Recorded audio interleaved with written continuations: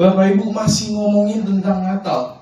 Kalau minggu lalu Bung Kevin, ya saya panggilnya Bung Kevin menyatakan bahwa Natal itu tidak terpisah dari yang namanya kasih Kristus. Karena kasih Kristus itu mengambil rupa menjadi manusia, dia turun dan akhirnya dia menyelamatkan kita, menebus kita. Nah, karena kita sudah membahas kasih, tapi saya rasa ada yang kurang. Karena dalam kasih Kristus itu selalu ada pengampunan Kristus. Kasih Kristus itu bentuknya apa? Misi pengampunan Kristus di atas kayu salib. Oleh karena itu, saya akan membawa khotbah saya yang berjudul yaitu forgiveness atau pengampunan.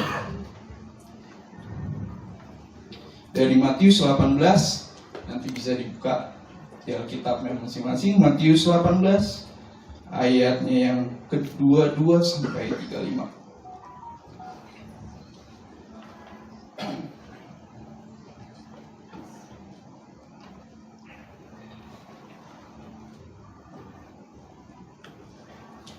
Oke, saya bacakan untuk kita semua. Demikianlah firman Tuhan. Yesus berkata kepadanya, sebelumnya lagi. 21 berarti. Kemudian datanglah Petrus dan berkata kepada Yesus, Tuhan, sampai berapa kali aku harus mengampuni saudaraku jika ia berbuat dosa terhadap aku? Sampai 7 kali. Next lagi. Yesus berkata kepadanya, bukan, aku berkata kepadamu bukan sampai 7 kali, melainkan sampai 70 kali 7 kali. Stop sampai di situ. Nah, Bapak Ibu, kalau kita melihat ke dalam hidup kita itu suka menerima yang namanya pengampunan. Setuju ya sama saya? Kita suka menerima yang namanya pengampunan. Tapi kita itu sukar untuk memberi pengampunan. Benar ya? Kita itu suka menerima pengampunan, kita suka untuk dimaafkan, tapi kita itu sulit untuk memberi yang namanya pengampunan. Hal kecil aja. Kalau Bapak Ibu punya anak gitu ya, berantem antara kakak dan adik, Bapak Ibu pasti bisa menemukan dan melihat anak-anak Bapak Ibu pasti sulit untuk mengampuni. Mereka mungkin kalau berantem gitu ya, mereka saling lihat-lihatan, disuruh minta ampunin, gak ada yang mau ngomong, matanya masih sembab, masih nangis gitu ya, masih merah karena berantem gitu ya, terbawa emosi, ya kan? Mereka sangat sulit untuk memberikan pengampunan. Selalu alasan dia duluan yang salah, harusnya dia duluan yang memberi pengampunan. Dia dulu yang minta maaf. Sebenarnya orang dewasa juga seperti itu, Bapak Ibu. Cuman pengaplikasiannya lebih keren. Jadi seolah-olah tidak seperti anak-anak, gitu ya. Padahal sebenarnya sama aja. Kita hidup dalam dunia yang jatuh ke dalam dosa, sehingga kita sangat sulit untuk yang namanya memberikan pengampunan. Suka menerima tapi sukar untuk memberi yang namanya pengampunan. Maka dari itu ada salah satu orang, seorang filsuf yang bilang seperti ini. Boleh next slide lagi. Berbuat salah itu manusiawi, tapi mengampuni itu ilahi. Kita tahu bahwa semua orang berbuat salah dan itu manusiawi. Seorang anak lahir pun pasti berbuat salah. Kita mungkin hari-hari ini pun dalam seminggu ini kita berbuat salah. Ada yang kita sadar, ada yang kita tak sadar, tapi orang lain sadar gitu ya. Amin. Kita berbuat salah. Itu manusiawi. Tapi saking sulitnya untuk kita memberi pengampunan, kata-kata ini bilang, berbuat salah itu manusiawi, tapi mengampuni itu ilahi. Saking sulitnya untuk mengampuni, Bapak Ibu, sampai-sampai dibilang, rasa-rasanya pengampunan itu cuma Tuhan yang bisa buat. Manusia itu sulit banget untuk buat yang namanya pengampunan, untuk memberikan yang namanya pengampunan. Boleh di slide lagi. Sebenarnya kalau kita selidiki ya Bapak Ibu, kalau kita ingat-ingat kejadian kita dan kita melihat pribadi orang lain gitu ya, orang yang sukar untuk mengampuni biasanya selalu ujung-ujungnya kedua hal ini Bapak Ibu. Yang pertama, merasa bangga akan ketidakmauannya untuk mengampuni. Gak bisa lah saya mengampuni, orang dia yang salah duluan. Orang yang dia yang bikin rugi saya, dia yang bikin nama saya mungkin tercoreng di depan banyak orang gitu ya. Atau yang kedua, merasa tidak memiliki alasan yang cukup untuk yang namanya mengampuni. Aduh, saya mau mengampuni, tapi pedih banget rasanya. Gak ada satupun alasan yang masuk akal atau logis bagi saya untuk mengampuni. Saya sudah berulang kali dirugikan. Saya sudah berulang kali disakiti. Tidak ada alasan yang jelas untuk saya dapat mengampuni orang ini. Jadi ujung-ujungnya, yang pertama, dia bangga ketika dia tidak mau mengampuni. Yang kedua adalah dia tidak memiliki alasan untuk mengampuni. Nah, saya mau ajak Bapak Ibu dari kisah Petrus dan Yesus ini, pertanyaan Petrus dan Yesus ini, kita akan menemukan bahwa pengampunan itu seperti apa, dan pengampunan yang benar itu seperti apa, dan pola pengampunan yang salah itu seperti apa. Oke, boleh next slide lagi. Di ayat yang pertama tadi, Petrus menanyakan, Tuhan, sampai kapan, sampai berapa kali aku harus mengampuni? 7 kali kah? Kalau Bapak Ibu baca di dalam ayatnya gitu ya, kata pertama yang muncul adalah kemudian. Kan gak mungkin seorang pengkhotbah tiba-tiba dalam khotbahnya gitu ya, sekonyong-konyong dia bilang kemudian. Tidak mungkin kan, dia pasti bilang shalom dulu, dia mungkin perkenalan dan lain sebagainya. Tapi dalam perikop ini dikatakan kata-kata pertamanya adalah kemudian. Artinya ada cerita sebelumnya. Cerita sebelumnya apa kalau Bapak Ibu baca di Matius 18 ini? Tentang Petrus, murid-murid ini saling berdebat, siapa yang terbesar di antara kami di kerajaan surga. Yesus menarik seorang anak yang terbesar ini. Yang dimaksudkan adalah orang yang seperti anak-anak, maksud saya bukan secara pemikirannya, tetapi dia suka mengampuni dan lain sebagainya. Dan kemudian ada yang namanya disiplin gereja. Kalau menegur harus seperti ini, kalau jemaat ini seperti ini, menegurnya seperti ini, membawa orang dan lain sebagainya. Lalu Petrus menanyakan, kalau seperti itu sampai kapan? Sampai berapa kali aku harus mengampuni saudaraku? Sampai 7 kali kah? Ada yang menarik juga di ayat ini. Harus sampai berapa kali aku mengampuni saudaraku? Kalau kita ingat gitu ya, rasa sakit paling sakit gitu ya, ketika disakiti orang terdekat.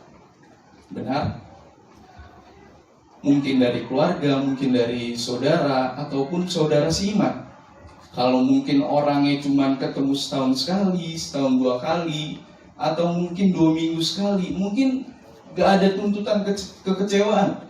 Tetapi kalau kita bertemu setiap hari atau itu keluarga kita, kemungkinan besar rasa sakitnya itu lebih parah, sehingga sangat sulit untuk yang namanya mengampuni Bapak Ibu. Makanya Petrus nanya, sampai berapa kali Tuhan aku harus mengampuni saudaraku ini? Sampai 7 kali kah? Saya catat di sini, Petrus menyadari mengampuni menjadi alasan sentral Kristus bagi semua orang. Oleh karena itu ia bersikap murah hati dengan menaikkan ukuran pengampunan melebihi yang biasa diajarkan oleh para ahli Taurat. Ketika kita membaca Alkitab, selalu ada konteks budayanya Bapak Ibu. Konteks budayanya pada saat itu adalah rabi-rabi Yahudi atau guru-guru Yahudi mengajarkan, ada di Talmud, namanya Talmud Yoma ayat 34 kalau nggak salah. Diajarkan mengampuni itu sekali boleh, sekali itu harus diberi pengampunan orang yang bersalah kepada kita. Kedua kali boleh diampuni. Ketiga kali tidak pantas untuk yang namanya diampuni. Sebenarnya kebudayaan orang Yahudi ini entah mengapa bisa sampai kepada kebudayaan orang kita. Kalau Bapak Ibu melihat ke dalam hidup Bapak Ibu, pasti Bapak Ibu pun juga pernah yang namanya membatasi pengampunan. Oke, ampunin dulu sekali. Yang kedua kali berbuat salah lagi, ampunin lagi. Yang ketiga kali nggak bisa. Benar? Saya pun juga dulu seperti demikian. Saya membatasi pengampunan saya. Tapi Petrus ini menarik Bapak Ibu. Dia nggak hanya 3, tetapi dia naikin ukurannya 7. Orang-orang Yahudi bilang kalau mengampuni itu 3 kali. Petrus bilang 7 kali. 7 kali kah Tuhan? Jadi Petrus ini mencoba naikin standarnya. Kalau pengampunan yang biasa itu 3 kali, Petrus ini naikin standarnya jadi 7 kali. Mungkin gitu ya, Petrus berharap gitu ya. Yesus ini bilang, wah Petrus, kamu keren. Memang kamu lebihi guru-guru Yahudi yang mengajarkan mengampuni itu hanya 3 kali. Tetapi, kalau Bapak Ibu baca di ayat yang setelahnya, Yesus bilang, bukan pakai tanda seru, artinya penegasan gitu ya. Bukan sampai 7 kali gitu. Petrus dalam hal ini menyatakan bahwa dirinya itu tidak bersikap murah hati karena dia membatasi pengampunan terhadap orang yang berbuat dosa kepadanya. Boleh next slide lagi. Kita bisa bandingkan bahwa Yesus itu menyuruh Petrus untuk mengampuni tanpa batas, Bapak Ibu. Saya catat di sini. Pengampunan menurut Yesus melampaui apa yang diharapkan oleh Petrus yang mengira mengampuni hanya sebatas 7 kali saja. Sejatinya Yesus sedang menunjukkan kemurahan hati yang sesungguhnya melalui pengampunan tanpa batas. Ada beberapa tafsiran dari angka 7 yang dimaksud oleh Yesus. Kalau tadi Petrus bilang sampai 7 kali kah Tuhan? Lalu Yesus menjawab, bukan, sampai 7 kali 7 kali. Ada tafsiran di balik kata-kata Yesus, jawaban Yesus terhadap Petrus. Tafsiran yang pertama ini memang saya nggak tampilkan di PowerPoint. Tafsiran yang pertama ini bilang, dalam seminggu itu ada berapa hari Bapak Ibu? 7 hari. Berarti mengampuni itu yang dimaksudkan Yesus adalah setiap hari. Tetapi tafsiran yang kedua bilang, kalau Bapak Ibu ingat gitu ya, kalau nggak salah Mazmur 90 ayat 10 gitu, dibilang bahwa umur manusia itu sekuat-kuatnya itu 70 sampai 80 tahun. Sisanya adalah kesukaran dan penderitaan. Jadi yang dimaksudkan Yesus adalah, mungkin Yesus maksud mengampuni itu harus setiap hari. Yang kedua, mungkin Yesus juga bermaksud mengampuni itu sampai seumur hidup kita, Bapak Ibu. Maka dari itu, Yesus itu tidak pernah memberikan batasan dalam pengampunan. Boleh next slide lagi. Nah, ini ilustrasi yang menguatkan gitu ya. Kalau nanti Bapak Ibu baca di ayat yang bawahnya lagi bisa. Jadi Yesus ini memberi ilustrasi seperti ini. Yang pertama ada hamba yang berhutang 10.000 talenta kepada seorang raja. Yang kedua, ketika hamba yang pertama ini diampuni oleh seorang raja, dia kembali mencekik temannya, hamba yang selanjutnya. Oke, biar nggak bingung kita baca aja langsung lah ayatnya. Boleh dibuka di Matius 18 ayat yang kedua 3 kalau nggak salah. Ya, sebab hal kerajaan sorga seumpama seorang raja yang hendak mengadakan perhitungan dengan hamba-hambanya. Next slide lagi. Setelah ia mulai mengadakan perhitungan itu, dihadapkanlah kepadanya seorang yang berhutang 10.000 talenta seperti yang saya bilang tadi. Kemudian, tetapi karena orang itu tidak mampu melunaskan hutangnya, raja itu memerintahkan supaya ia dijual beserta anak istrinya dan segala miliknya untuk membayar hutangnya. Stop sampai di situ. Nah, kembali lagi ke konteks budaya Bapak Ibu. Jadi hamba yang pertama ini berhutang kepada raja 10.000 talenta. Sebenarnya talenta itu bukan mata uang Bapak Ibu. Talenta itu ukuran berat sudah. Mata uang itu dinar. Kalau talenta ini ukuran berat. Gitu. Saya catat di situ 1 talenta sama dengan 6.000 dinar. Berarti betapa banyaknya hutang dari hamba pertama ini Bapak Ibu. 10.000 talenta. 1 talenta itu sama dengan 6.000 dinar. Sama aja dengan 20 tahun gaji seorang hamba Bapak Ibu. Jadi kita bisa lihat bahwa sangat begitu besar hutang dari hamba yang pertama ini kepada sang raja. Sebenarnya ilustrasi atau cerita Yesus ini sebenarnya agak ambigu ya. Mana mungkin seorang hamba itu bisa berhutang sampai 10.000 talenta gitu ya. Rasa-rasanya di film manapun, di cerita manapun, di kebudayaan manapun, kita nggak akan bisa menemukan yang namanya seorang hamba gitu ya, budak gitu ya, berhutang kepada raja sebanyak 10.000 talenta gitu. Benar ya? Kita nggak akan menemukan. Tapi yang saya yakini adalah maksud Yesus itu dia menceritakan cerita yang hiperbola atau dilebihkan untuk merujuk kepada pengampunan yang nanti saya akan jelaskan gitu. Jadi yang hamba yang pertama ini berhutang 10.000 talenta karena nggak bisa bayar, disuruh jual istri anaknya. Jangan heran ketika Alkitab bilang ada kata-kata jual anak istri. Karena pada saat itu budayanya memang seperti itu. Kalau kita bilang manusia itu nggak ada harganya, tidak apa sebutnya, nggak bisa dihargakan gitu. Tapi pada zamannya Yesus, perjanjian lama dan perjanjian baru, itu udah hal yang umum, itu udah hal yang biasa, menjual manusia, menjadikan budak. Makanya raja itu berpikir, bagaimana hamba ini bisa melunaskan hutangnya? Dengan cara dijual istri anaknya sebagai budak. Tapi raja itu sadar bahwa kalau dijual pun gak akan mungkin bisa terlunaskan hutangnya. Boleh next ayat yang setelahnya tadi. Maka sujudlah hamba itu menyembah dia. Katanya, sabarlah dahulu, segala hutangku akan kulunaskan. Boleh next lagi. Lalu tergeraklah hati raja itu oleh belas kasihan akan hamba itu sehingga ia membebaskannya dan menghapuskan hutangnya. Hamba yang pertama itu bilang, boleh ayat yang sebelumnya.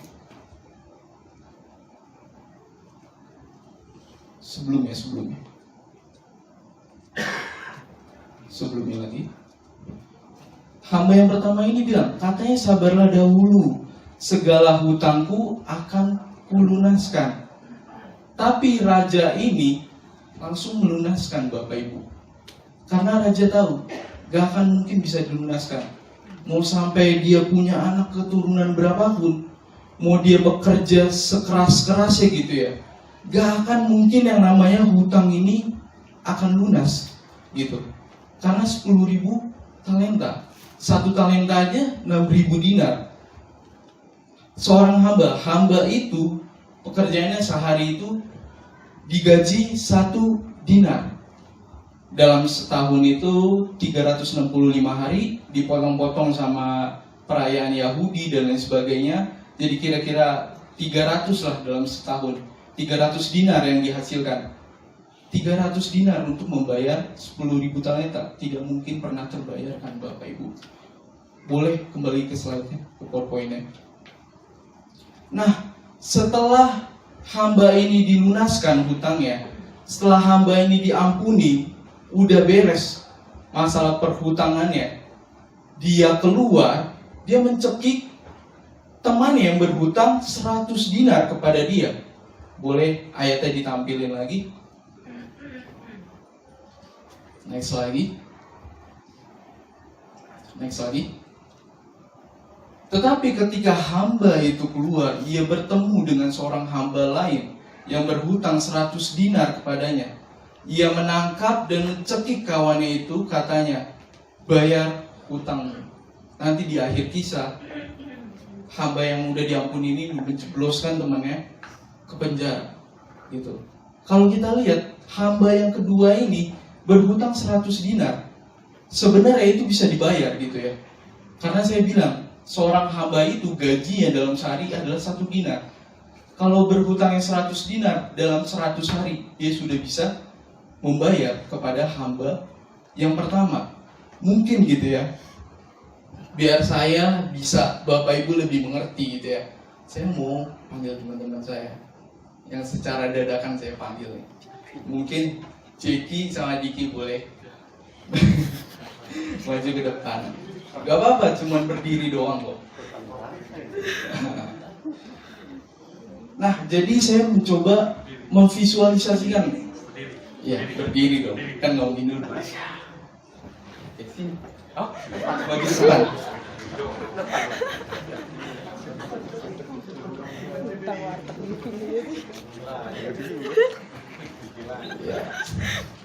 Oke. Katakanlah Diki ini seorang raja, Bapak Ibu, karena memang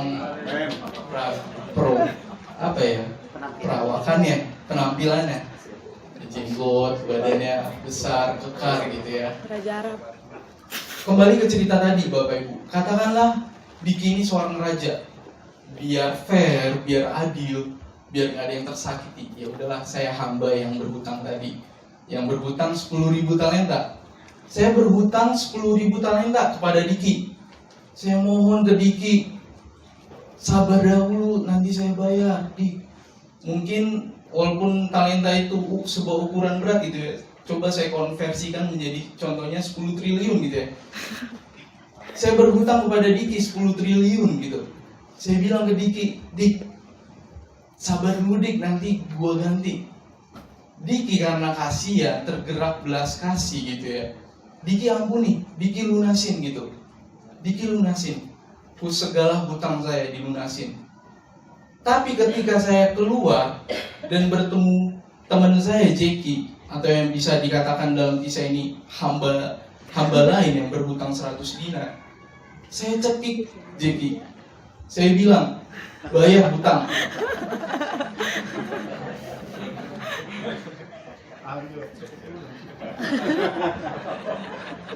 Bayar hutang Jeki sekarang. Karena Jeki nggak bisa bayar untuk saat itu, saya jeblosin Jeki ke kantor polisi depan gitu. Itu ceritanya aja gitu ya. Sebenarnya tidak seperti itu. Nah, saya mau tanya kepada Bapak Ibu Saudara secara jujur gitu ya. Di antara ketiga orang ini, Diki, saya, dan Jeki gitu, mana orang yang Bapak Ibu paling benci dan hakimi dari cerita ini? Boleh tunjuk, tengah, kiri, kanan. Tengah. Tengah, pasti yang tengah, Bapak Ibu. Tapi Bapak Ibu sadarkah, kita seringkali kalau kita tidak mau mengampuni, kita seperti hamba yang pertama.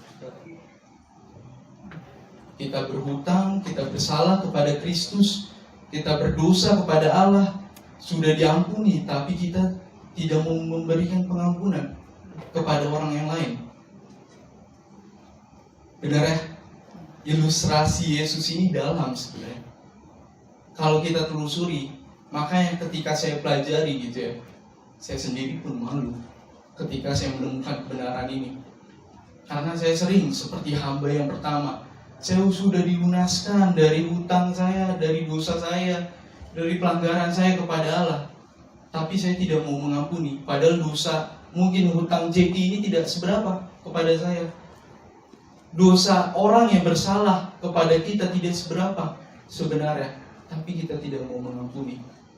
Maka dari itu Bapak Ibu, betapa malunya, betapa maaf kasar, betapa munafik ya kalau kita tidak mau mengampuni, padahal kita sudah diampuni. Oke, boleh duduk lagi. Thank you, Diki. Jangan lupa.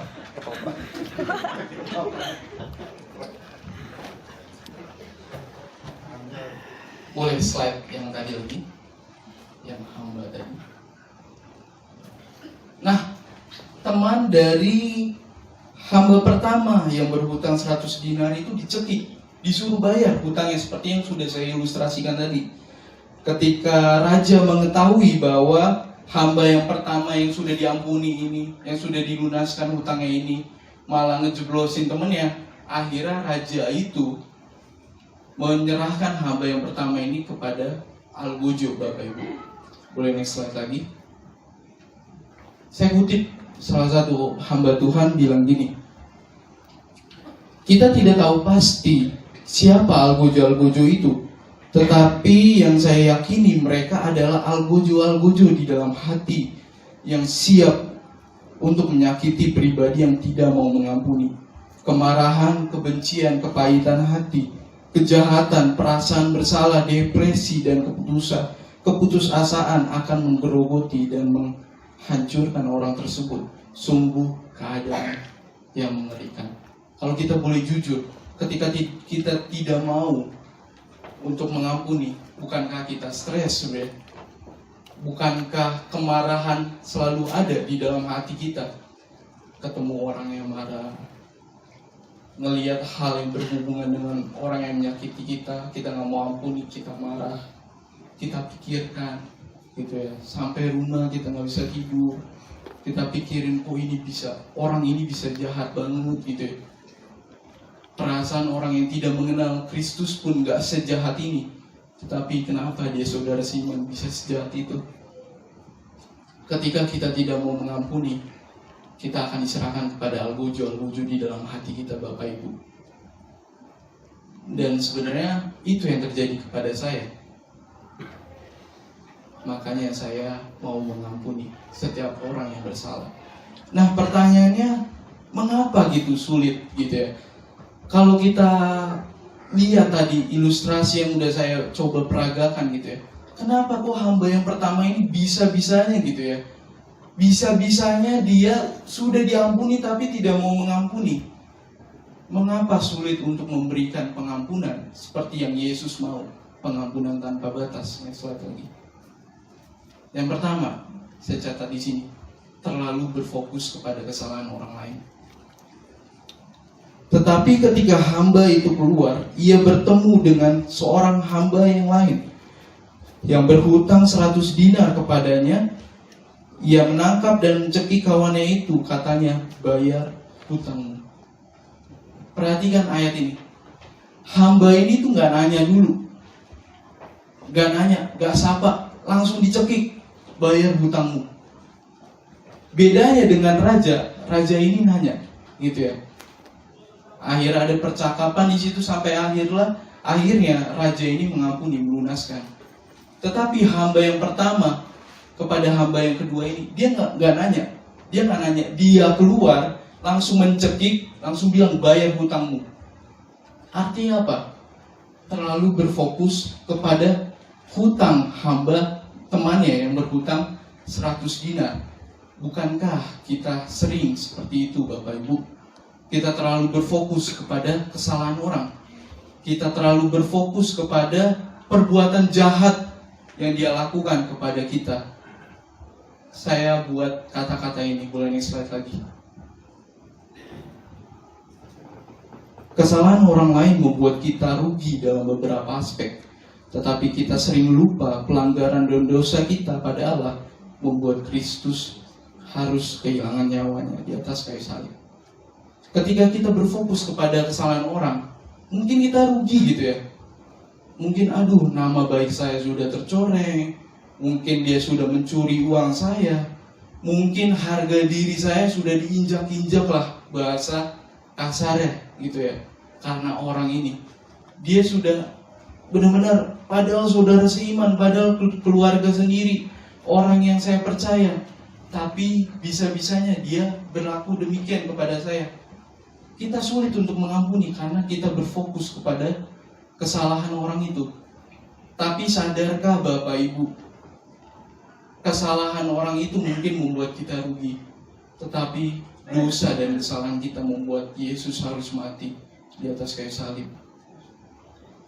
Kita tidak bisa bandingkan kesalahan kita dengan orang lain. Kesalahan kita kepada Tuhan lebih jauh, lebih mengerikan dan lebih dalam, sampai Yesus harus merenggang nyawanya di atas kayu salib.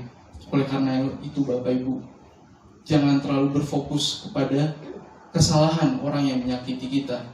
Ketika kita berfokus kepada kesalahan orang yang menyakiti kita, kita sering lupa bahwa kita pun bersalah kepada Tuhan. Yang kedua, saya catat di sini, tidak menghayati pengampunan Allah. Nah, saya taruh 2 ayat di sini. Yang ayat yang pertama, Matius 18 ayat 26, maka sujudlah hamba itu menyembah Dia, katanya, sabarlah dahulu, segala hutangku akan kulunaskan. Ini hamba pertama ngomong kepada raja. Nah, yang kedua, maka sujudlah kawannya itu dan memohon kepadanya, sabarlah dahulu, hutangku itu akan kulunaskan. Teman hamba yang 100 dinar berhutang kepada hamba yang pertama. Kalau kita lihat gitu ya, perkataannya sama Bapak Ibu. Ya, perkataannya sama, sabarlah dahulu, segala hutangku akan kulunaskan. Sama ya. Hamba yang pertama ngomong ke raja, bilang seperti itu. Teman yang berhutang 100 dinar ini ngomong juga kepada temannya seperti itu. Sama sebenarnya. Sabarlah dahulu, segala hutangku akan kulunaskan. Tapi ujung-ujungnya hamba yang pertama tidak mau mengampuni. Artinya apa? Dia gak menghayati pengampunan Allah. Sama seperti kita, ketika kita tidak mau untuk mengampuni. Artinya apa? Kita gak mengalami dan gak memahami karya pengampunan Kristus Yesus. Saya berani bilang, orang yang tidak mau mengampuni, saya percaya bahwa dia belum memahami pengorbanan Kristus di kayu salib. Orang yang memahami pengorbanan Kristus mungkin berdarah-darah gitu ya, tapi mau untuk mengampuni. Sekalipun berdarah-darah, sekalipun mungkin mengampuni sambil nangis-nangisan, sambil tapi dia tetap mau mengampuni Bapak Ibu. Nah, selanjutnya ada beberapa kesalahan pola pikir dari pengampunan. Mengampuni itu bukan melupakan, melainkan tidak mengingat-ingat lagi. Beda ya antara melupakan dan tidak mengingat-ingat. Orang sering bilang, udahlah lupain kesalahannya dia. Udahlah ampunin aja, biar kamu damai sejahtera, biar kamu ini bisa melayani Tuhan lagi. Tapi mengampuni itu bukan melupakan Bapak Ibu. Kita tidak pernah mungkin melupakan kesalahan orang kepada kita sebenarnya. Benar ya? Mungkin kita lupa kemarin kita ngapain, makan apa, mungkin kita lupa. Tetapi kesalahan orang kepada kita seharusnya tidak mungkin kita lupakan. Apalagi itu hal yang sangat menyakitkan untuk kita. Jadi mengampuni itu bukan berbicara melupakan, melainkan tidak mengingat-ingat atau tidak mengungkit-ungkit kembali. Kalau orang yang suka mengingat-ingat, mengungkit-ungkit kembali kesalahan orang lain, maka dia belum mengampuni sejatinya Bapak Ibu. Jadi mengampuni itu bukanlah melupakan, melainkan tidak mengingat-ingat. Next slide lagi. Mengampuni itu walau, bukan kalau. Beda ya, walau dan kalau. Tanpa disadari, sebenarnya kita banyak mengadopsi pengampunan seperti ini. Mengampuni itu kalau orangnya sadar dia salah. Mengampuni itu kalau orangnya bertobat dulu. Mengampuni itu kalau orangnya berbuat baik kepada kita. Mengampuni itu kalau. Tapi bukan seperti itu. Mengampuni itu walau orangnya belum sadar dia salah, kita ampuni. Mengampuni itu walau dia belum bertobat, belum menunjukkan perubahan dalam hidupnya, tetap ampuni. Jadi pengampunan itu nggak berbicara kalau, melainkan walau. Walau orangnya masih sering berbuat jahat kepada kita, walau orangnya masih sering melukai hati kita, ampuni. Karena mengampuni itu berbicara walau, bukan kalau. Next slide. Mengampuni itu berbicara kemauan, bukan kesanggupan. Kalau mau dibilang sanggup, sebenarnya semua kita sanggup untuk mengampuni. Tetapi pertanyaannya, mau atau enggak mengampuni? Raja itu mau mengampuni. Hamba yang pertama yang berhutang kepada raja tidak mau untuk mengampuni temannya yang berhutang 100 dinar. Jadi mengampuni itu berbicara kemauan, gitu. Gak berbicara kesanggupan, karena kita semua sanggup untuk mengampuni. Tetapi yang terpenting adalah mengampuni itu berbicara kemauan, Bapak Ibu. Kristus itu mau untuk mengampuni kita. Bahkan dalam kitab Kejadian 3 ayat 15, makanya Kejadian itu dibilang proto-evangelium, kabar baik yang pertama. Allah itu menjanjikan kabar keselamatan. Kalau kita baca setelah Adam dan Hawa itu berdosa, dihukum, Allah itu langsung menjanjikan karya keselamatan. Walaupun digenapinya dalam perjanjian baru, dalam pribadi Kristus Yesus. Tapi Allah itu mau untuk mengampuni kita semua, Bapak Ibu. Bapak Ibu, mungkin Bapak Ibu masih sulit gitu ya untuk tetap mengampuni. Walau saya bilang mengapa mengampuni itu sulit, karena kita berfokus kepada kesalahan orang lain, karena kita belum mengalami cara pengampunan Kristus gitu ya. Tapi kok rasanya dalam hati masih sulit ya untuk mengampuni. Ketika kita sulit untuk mengampuni, pandang Kristus. Bapak Ibu boleh next slide lagi. Yesus yang seharusnya layak untuk ditinggikan justru merendahkan diri. Minggu depan kita akan merayakan Natal, Bapak Ibu. Kristus itu selayaknya ditinggikan, tapi dia merendahkan diri. Untuk apa? Untuk mengampuni kita, Bapak Ibu. Next slide lagi. Yesus yang seharusnya mengadili justru harus menjalani pengadilan. Kristus layak untuk mengadili, karena bukan dia yang bersalah, Bapak Ibu. Karena bukan dia yang berdosa, tetapi ciptaan yang berdosa kepada pencipta. Seharusnya Kristus yang mengadili, tapi justru malah Kristus yang diadili sampai mati di atas kayu salib. Boleh next lagi. Yesus yang seharusnya menuntut justru dituntut dan difitnah. Ketika Yesus masuk ke Yerusalem, orang banyak hosana. Banyak bilang hosana bagi anak Raja Daud. Tapi bukankah orang itu juga yang bilang salibkan Yesus? Salibkan Yesus, salibkan Yesus. Kristus itu seharusnya menuntut, tapi justru dia malah yang dituntut dan difitnah. Bapak Ibu, ketika Yesus itu dituntut, difitnah oleh para imam, oleh para tentara gitu ya, bahkan Yesus pun ditampar gitu ya. Bahkan Yesus pun ditampar bolak-balik sebenarnya. Kalau dalam kebudayaan orang Yahudi, tampar sekali, penghinaan. Tampar pakai punggung tangan gitu ya. Itu penghinaannya 2 kali lebih berat. Itu kebudayaan orang Yahudi.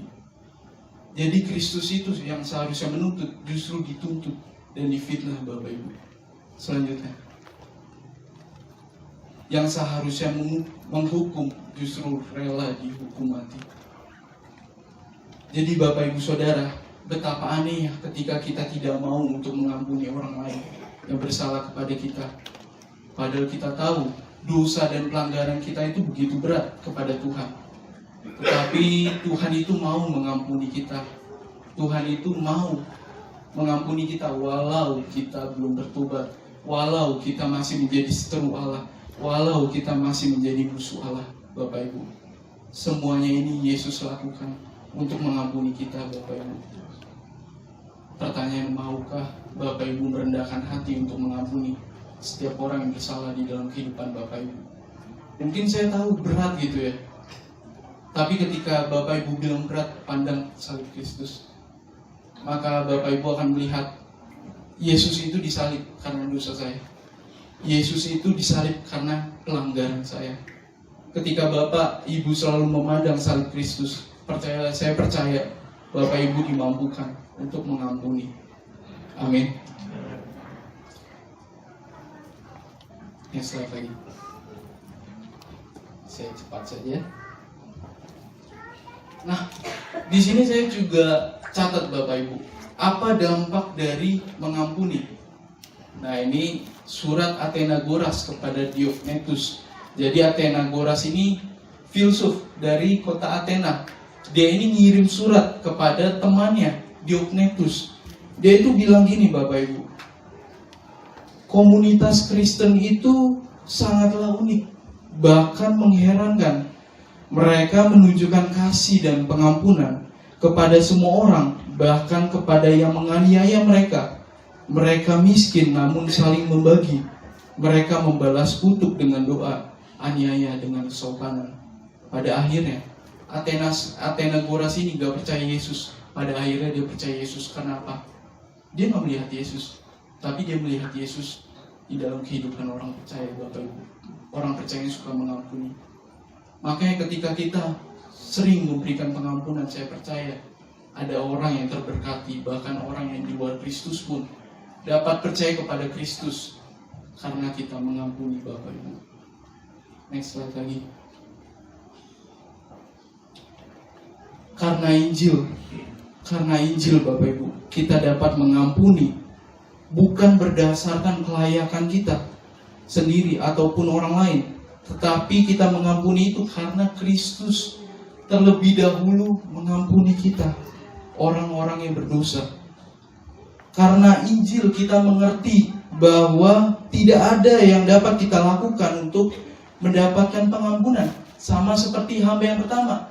Hamba yang pertama ini gak bisa melakukan segala hal untuk dapat dilunaskan hutangnya. Percuma, sia-sia. Mau anak istrinya pun dijual jadi budak, mau dia pun bekerja keras, akhirnya sia-sia. Nah, sama seperti kita. Kita itu mendapatkan pengampunan bukan karena kita melakukan sesuatu, tapi pengampunan itu dikerjakan berdasarkan kasih karunia Allah. Karena Injil, kita tidak berfokus kepada kesalahan orang lain, melainkan berfokus kepada kasih karunia Allah, sehingga kita dapat menjadi suratan Kristus yang terbuka. Karena Injil, kita dapat terus memeriksa hati kita, apakah kita sudah mengalami dan memahami karya salib Kristus. Bapak Ibu, setiap hari lihat Injil, baca Alkitab, lihat Injil. Injil itu berbicara tentang Yesus yang lahir, hidup, mati, dan bangkit. Itu adalah Injil. Ketika kita mengerti Injil, kita terus bisa memeriksa hati kita, apakah kita sudah memahami dan mengalami karya salib Kristus dan pengampunannya. Oleh karena itu, selamat mempersiapkan Natal Bapak Ibu.